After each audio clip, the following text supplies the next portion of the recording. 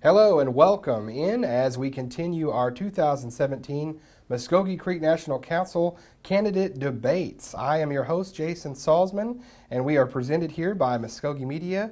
And today we are featuring the Okfuskee candidates, and want to thank those candidates for being with us today. Both of these gentlemen, former councilmen themselves, Mr. Travis Scott and Mr. Franklin Coachman. Guys, thanks for being with us today. Thank you. Well, our two candidates, they are going to get a chance to answer the questions. There will be no time limit on your answers, so just feel free to answer as you wish to these questions. I will alternate with each candidate on the questions, so I'll start off with one, then move to the next on the next question, but you will all, both get a chance to answer each question. I'll just alternate when we move to a different question to a different candidate here. So these questions are going to revolve around tribal issues, your platform, personal views, as well as things that are pertinent to the districts that you guys are running for. So with that being said, if you're both ready, we'll get started. Yes, sir. Yes, sir. All right. Mr. Franklin Coachman, I'm going to start with you today. Will being a council representative be your only employment? If not, will you miss work to attend the meetings? It'll be my only employment. I believe in doing one task at a time, and being a council representative, I feel like you've got to have your full focus on being a council. I know some council members do both, and that might work for them, but it won't work for me because I've got to stay focused on being a council member, so I will be full-time. Thank you, sir. Mr. Scott, same question for you. Will being a council representative be your only employment? If not, will you miss work for these meetings? Well, Jason, you know, being your own boss has its benefits. When I served my two previous terms, I worked for a private company, and it didn't deter any of my relations as a council member at that time. So this term in the future will not hinder my process to serve the people. I'll be able to accommodate any measures necessary. Thank you, sir. Travis will stay with you for the next question. Are you currently under contract for any entity or organization outside of the Mvskoke Creek Nation? Or do you have any previously undisclosed business interests? No, sir. I don't serve on any boards. I don't have any ties with any other tribes. My wife and I, Sheree Hill Scott, we own our own business. Been blessed for 2 years, and other than that, that's all we do. Mr. Coachman, same question for you. No, I'm not under contract with anybody, and like I said, I'm retired, so I don't have any interest except singing to my cows every now and then, and that's about it. All right. Mr. Coachman, let's go to you for the next question.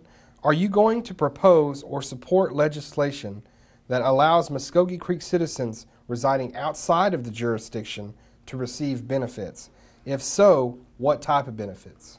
Well, there's several programs that we've got. We've got the medical travel expense, the hardship, the clothing, and food for burial. We've got these programs already there for the at-large citizens. Now, I think we need to get more out there to let the at-large citizen know what's there. And being on the council before, I've proposed appropriated monies for citizens that lived outside the boundaries for certain things.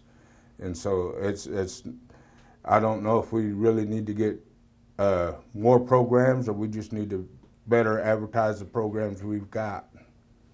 Thank you, sir. Mr. Scott, same question. You want me to read it again for you? Yes, sir, please.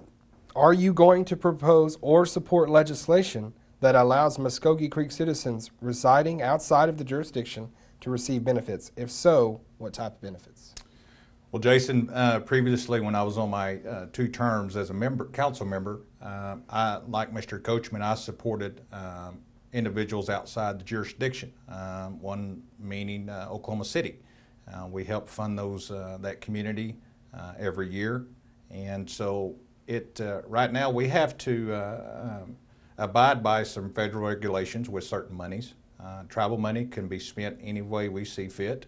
So with a good plan of action, there's many factors we have to look into as far as appropriating that money. So if a council member so chooses to, and the appropriate money is available, then I believe I could support it, yes.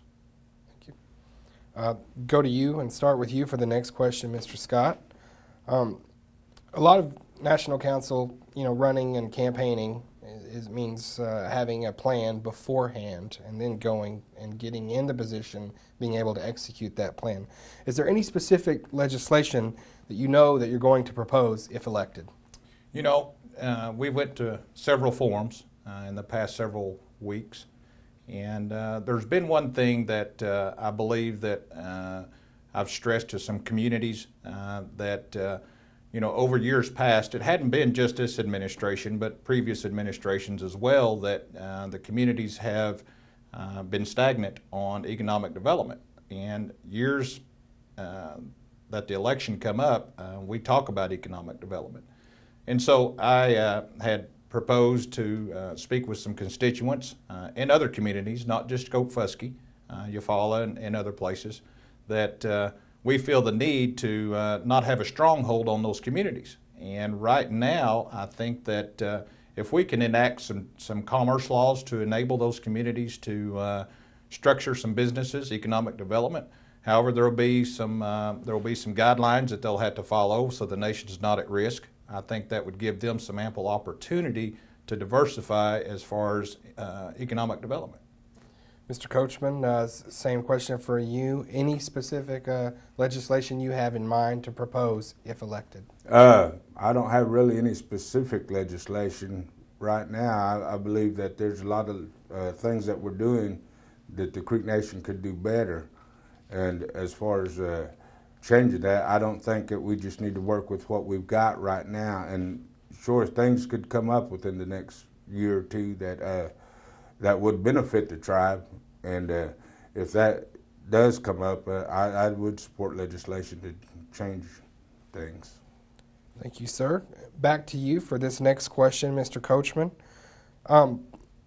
Everything that's done at this tribe, big purchases, decisions, pretty much comes to the National Council, and you're going to have a listen to it before anything is signed off on. What information would you require as a council representative in order to vote on property purchases, business ventures, things of that nature?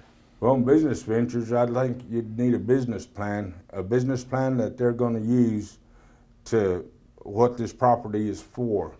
Now, that's one of the things you always ask for is what is the property going to be used for, how much the property is. And I know sometimes they want to hike the price up just because it's the Creek Nation. And I've know a few times that we've sent them just what was appraised as an offer. And I think that's what we need to do. That's a good thing to do. Now, as far as on what was the other part, business? Yeah, business ventures, purchases, etc. Okay, business ventures, you need a real good business plan on that too, as far as what, how much money is it going to make in the future, how much money is it going to make to the tribe, and how much, if Creek citizens are going to be employed, how much is it going to start to cost, and you got to look at everything. Those are the kind of decisions that keep a councilman up late at night just going over paperwork and stuff, reading.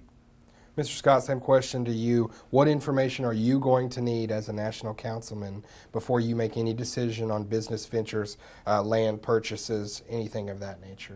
Well, Jason, as you well know, nothing happens overnight.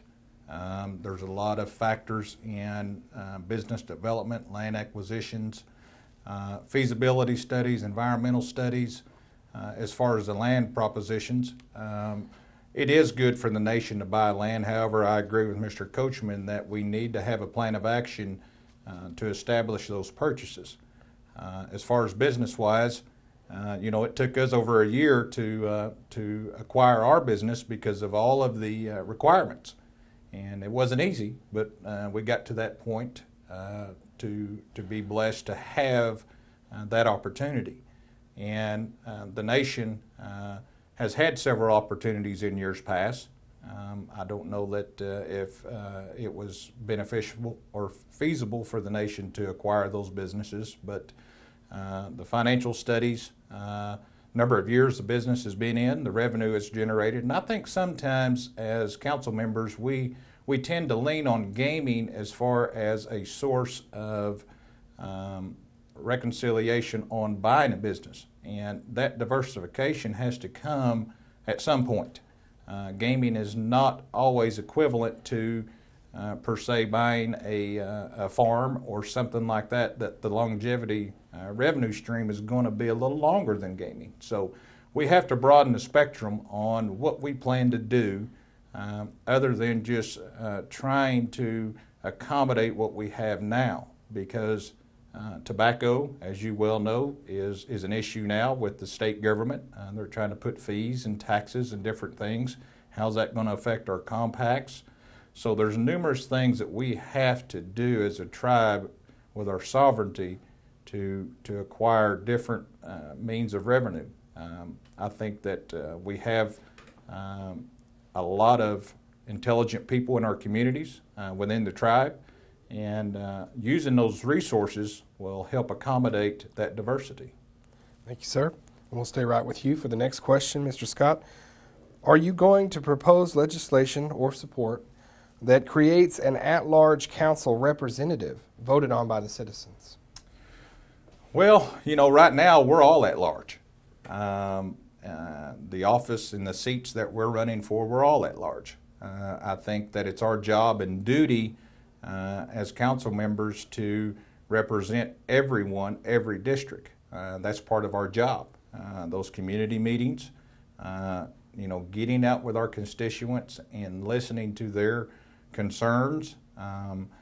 As far as a at-large another member, I think that that's something to look at. You know, we have 16 members now that you know, we could, if we're all doing our job, I think we can all cover everything we need to be doing as far as council members. That's the duties. That's what we were elected to do, and that's I think right now that you know, if it's feasible to do, and that's what the people see the need to do, then it'd be something to look at. What about you, Mr. Coachman? I agree with Travis that council members should do more for their constituents, but at large now, we have a liaison right now working with him, and I think that might be something to look at later on down the road with people, because at-large citizens, now, are we talking about out-of-state citizens? Are we talking about just Oklahoma City or those that live in Tahlequah? You know, they're at-large is some citizens that can be 5 miles down past the boundaries or 2,000 miles past the boundaries, and, you know, trying to get all what their needs are. Everyone's different, and I think in time with the setup we got now with our liaison working with that large, that we will be able to get a better perspective of what the at-large citizens need. And yeah, I think it in due time, if people wanted to support an at-large citizens, I think I could support that. Mr. Coachman, we'll stay with you here. Start off on our next question. And this question actually comes to us submitted from a citizen in Tulsa. Jacob here says, could you comment on the assertion that employees are afraid to express their concerns out of fear that they will lose their jobs? And if you agree with that comment, what should the council do to improve this situation? Okay, employment, I believe, is an administration issue. But I've heard that comment before, and I will advocate for the employee. I think our HR department needs to maybe step up a little bit in what it's doing for our employees and take a different look or approach on how to handle these situations. But I know the administration part is more the hiring and firing of employees and stuff, more than the council would be. But I would advocate for the employee. Mr. Scott, same question there. The comment was on the assertion that employees are afraid to express concerns out of fear they will lose their jobs. If you agree there with that assertion, or maybe the comment, what should the council do, or could the council do, to improve this situation? Well, Jason, you know, over years past, that has been a growing concern with our employees / tribal members. You know, they are our citizen first. We represent them as their council members. So the expectations to be able to come to your council members and express your concerns as an employee, there shouldn't be any distinguishing concerns on their part. However, there is. You know, I agree with Mr. Coachman, that is an administrative function. However, the council can pass laws, and, you know, we don't administrate the laws, we pass the laws.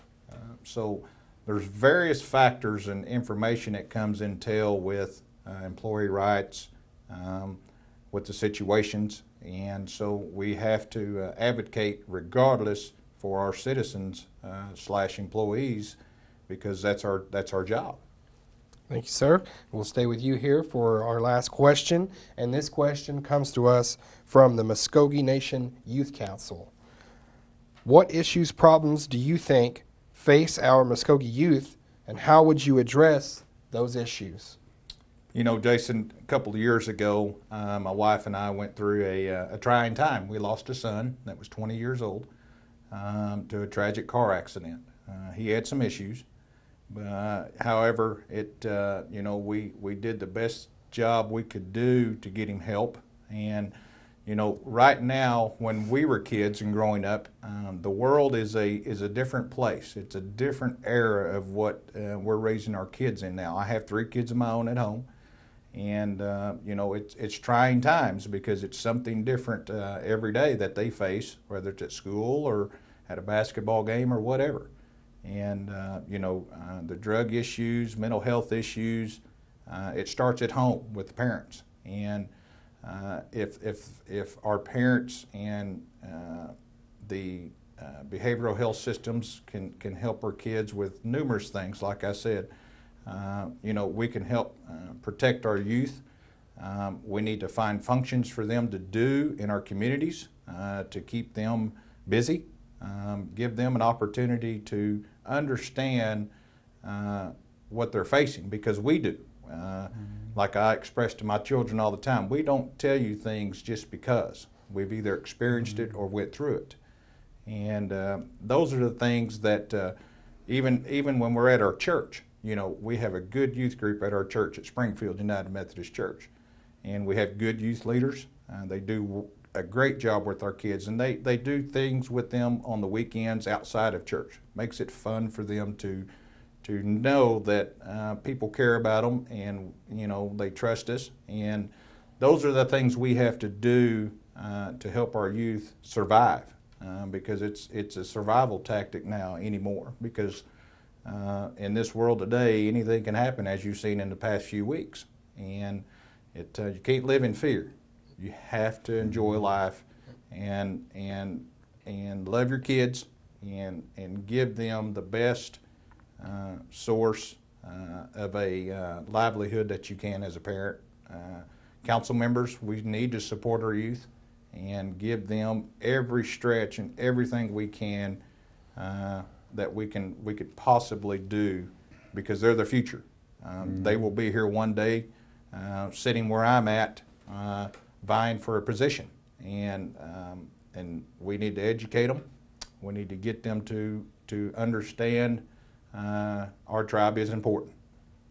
Thank you, sir. Mr. Coachman, finishing up with you, the main issues, problems our Mvskoke youth are facing today, and how you feel that we could address those and issues. that was brought by the Youth Council, yes, sir. The Youth Council is a good start. I mean, that's a good program. And I think as a council member, I would listen to what the youth are saying, because they can tell us more of what the problems out there than what we could just by, you know, looking. If we just listen to them, they could probably tell us the programs or what's needed out there. And as a council member, I would act on what they were saying, because listening is part of being a good leader, listening to what they say. And the program is real good. And I'm proud that they got national recognition with the Unity, and they're on the right track.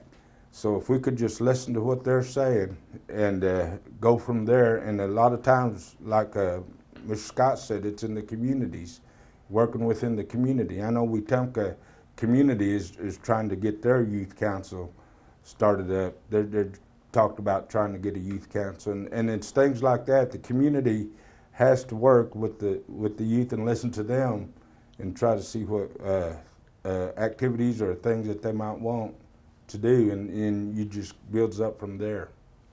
All right, gentlemen, I want to thank you not only for answering our questions here today for the debate, but not only that, thank you two gentlemen for your willingness to serve this great nation as well. Thank you, Jason.